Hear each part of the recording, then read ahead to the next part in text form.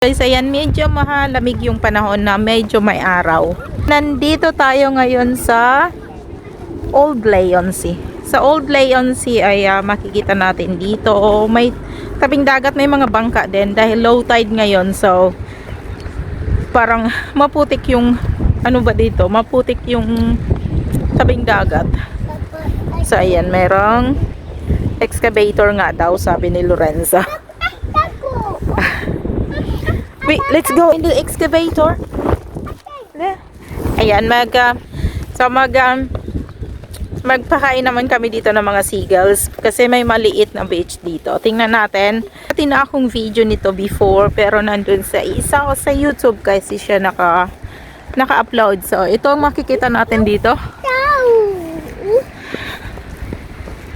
Maganda naman dito at busy dito pagka summer. So, marami ditong makikitang mga seafoods na tinda. At busy talaga dito pagka tag-init. Tuwa naman ang aming tatay dahil nakabalik siya dito. So, actually, yung pupuntahan namin is dapat sa kabilang, sa town kasi dapat kami pupunta.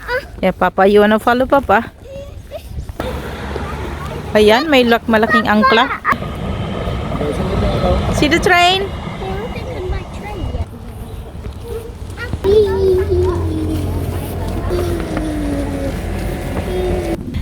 Maraming restaurant dito na pwedeng kainan.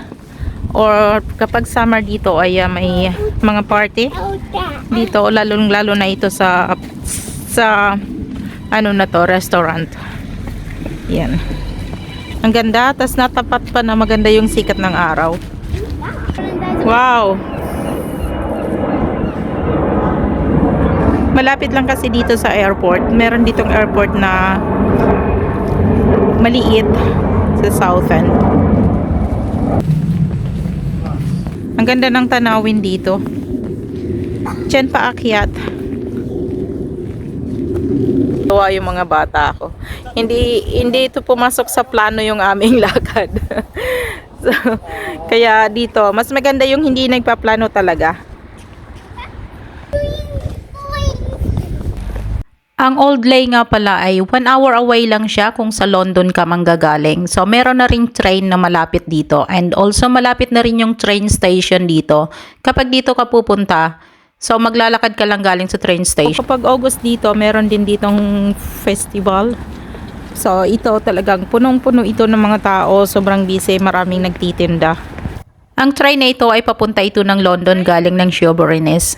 So, di ba napakalapit lang, sa unahan lang yung station nito, kaya napakadali lang pumunta rito. Naman ay merong mga pub, may pub. Itong hilira na to, pub and ice cream shop. So, itong area na to noon ay tindahan ito ng isda. So, kaya lang nasunog siya. So, ngayon inano na pala siya, sinira na kasi nasunog siya noon eh. Dito ako madalas bumili ng isda noon kasi medyo mura dito. Siguro meron pa meron pa talaga dito kung pwedeng bilhan doon yung isang tindahan. Yeah. Yeah. So, hindi nawawala sa amin ang pagpapakain ng seagulls. Oy, ang dami! Ang dami nila paparating. Ayan. Ang dami nila. Oh, di ba? Hagisan mo lang ng konti, yan nandiyan na sila, oh. Ang dami. Oh my God. Look, I told you. See?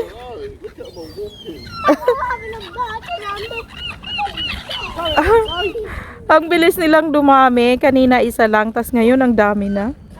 Oh.